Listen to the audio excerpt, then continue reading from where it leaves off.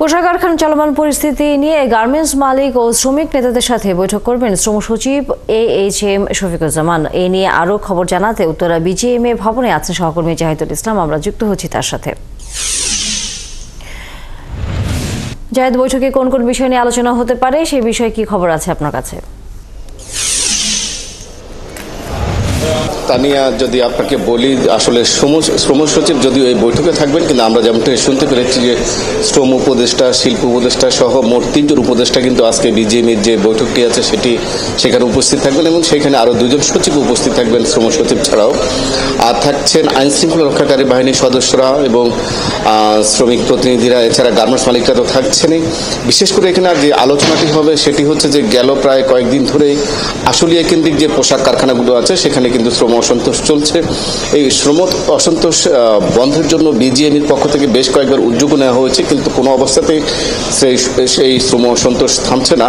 বিশেষ করে কোনো কারখানা যদি বন্ধ থাকছে, আবার নতুন করে দেখা যাচ্ছে যে চালু কারখানাতেও আবার সেই যে আন্দোলন সেটি চালু হচ্ছে, আবার কোথাও দেখা যাচ্ছে যে বন্ধ কারখানা কয়েকদিন থাকার পর আবার সেই কারখানাটি চালু করার পর সেখানে আবার আন্দোলন চলছে। অর্থাৎ মালিকরাও কিন্তু এই আন্দোলন নিয়ে কিছুটা ধোঁয়াশার ভিতরে আছেন। তারা বলছেন যে শ্রমিকদের বেশ কিছু দাবি কিন্তু ইতিমধ্যে পূরণ করা হয়েছে, আর যে দাবিগুলো আছে সেই দাবিগুলো পর্যায়ক্রমে পূরণ করা হবে।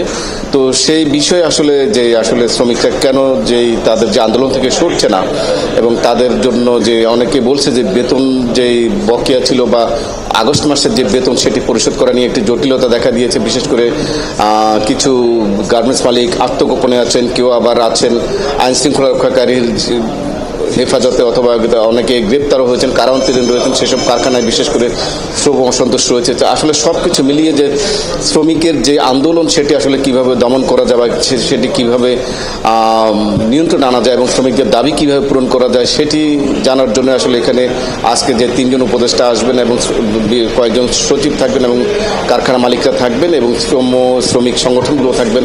এখান থেকে হয়তো আমরা কোনো একটা বার্তা পেতে পারি আসলে শ্রমিকদের জন্য কি আছে বা তাদের দাবিগুলো পূরণের কি পর্যায়ে আছে। তবে গার্মেন্টস মালিকরা বলছেন যে আসলে দাবি আদায়ের জন্য কিন্তু যে কারখানা বন্ধ করা বা ভাঙচুর করা সেটি কিন্তু দাবি আদায়ের কিন্তু আসল কোনো পথ নয়। তারা বলছেন যে গার্মেন্টসও চালু থাকুক, অন্যদিকে শ্রমিকদের সাথে আলোচনাও চলুক, সব কিছু মিলিয়ে হয়তো একটু সময় নিয়ে শ্রমিকদের দাবিগুলো মানা হবে। গার্মেন্টস মালিকরা বলছেন যে ইতিমধ্যে অনেক কিন্তু ক্রেতা প্রতিষ্ঠান তাদের কাছে কিন্তু বাংলাদেশের যে গার্মেন্টসের যে পরিস্থিতি সেটা নিয়ে তারা কিন্তু উদ্বেগ জানিয়েছেন। তারা জানিয়েছেন যে শ্রমিক আন্দোলন এভাবে চলতে থাকলে তাদের যেই ক্রয়াদেশ সেটি হয়তো তারা কিছুটা কমিয়ে আনবেন, কারণ তারা বলছেন যে অনিশ্চয়তার ভিতরে কিন্তু তারা বাংলাদেশে পোশাক কারখানা যে ক্রয়াদেশ সেটি কিন্তু তারা হয়তো চালু রাখতে পারবে না। তারা যেমন বলছেন হয়ে যাবে। অসংখ্য ধন্যবাদ জাহিদুল ইসলাম। আপনি যেমনটা বলছিলেন যে পোশাক মালিকের সাথে যারা জড়িত পোশাক শিল্পের সাথে, তারা আজকে আসলে এই বৈঠকে এক ধরনের সুনির্দিষ্ট সুরাহা চান বর্তমান পরিস্থিতি নিয়ে।